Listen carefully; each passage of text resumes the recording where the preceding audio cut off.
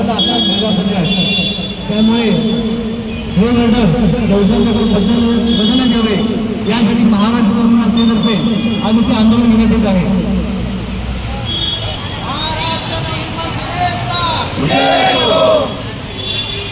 महाराष्ट्रामध्ये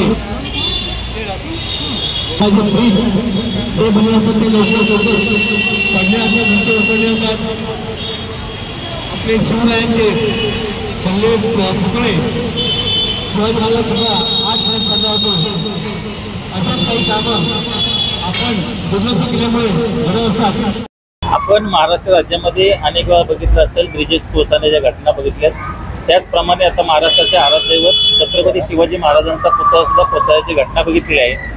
यामधून आपल्याला एकच दिसतं की ज्या ठिकाणी ते काम चालू होतं त्या कामावर दुर्लक्ष असल्यामुळं, ते काम कोणत्या क्वालिटीचं होतं याकडे कोणाचं लक्ष नसल्यामुळं ते उभारणी झाली आणि तो पुतळा कोसळलेली घटना घडली। आता खरोखर महाराष्ट्रासाठी दुर्दैवी गोष्ट आहे। त्याचप्रमाणे या ठिकाणी मेट्रो 2B चं काम चालू आहे मानपूर महाराष्ट्र नगरमध्ये। आपण या ठिकाणी बघितलं तर हे सगळं स्टील सगळं बाहेर आलेलं आहे आणि सगळ्या भेगा पडलेल्या आहेत। पूर्ण काम झालेलं नाही तोपर्यंत अशी जर अवस्था असेल तर हे कोणत्या क्वालिटीचं काम या ठेकेदाराने केलेलं आहे यावर आपण पाहू शकतो। आणि पुढे जाऊन हा भरपूर मोठा धोका होऊ शकतो। एखादी दुर्घटना घडली तर हजारो लोक या ठिकाणी जीव गमावू शकतात। सोना घालावा आता सध्या फक्त चुना लावलाय आम्ही, नंतर त्यांना आम्ही काळही फासू आणि त्यांच्यावर कायदेशीर FIR घेण्याची मागणी सुद्धा आम्ही महाराष्ट्र नवनिर्माण सेनेच्या वतीने घेत आहे। त्यावर जर कारवाई झाली नाही, गुणवत्ता असलेल्या ठेकेदारांना काम दिलं पाहिजे। अशा घटना वारंवार घडत असताना सुद्धा आपलं प्रशासन याकडे गांभीर्याने बघत नाही, हे खरं तर महाराष्ट्र राज्याचं दुर्दैव आहे। तरी सळ्या बाहेर निघालेल्या काय लोकांची मागणी आहे? कारण महाराष्ट्र नगरमध्ये मेट्रोचं काम सुरू होतं हे आम्हाला खरोखर अभिमानास्पद आहे।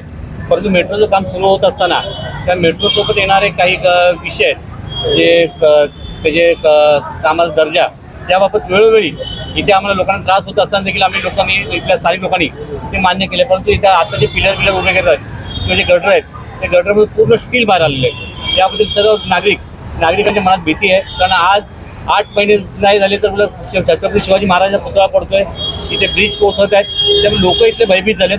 लोकांना वाटतं की बाबा यातून की मला कुठेतरी मार्ग काढावा। त्यासाठी इथले स्थानिक लोक सर्व स्थानिक पक्षाकडे गेले होते, त्यांनी आवाज न उठवल्यामुळे आम्हाला आज काल आम्हाला माहिती कळाल्यानंतर आज आम्ही आंदोलन घेतलं।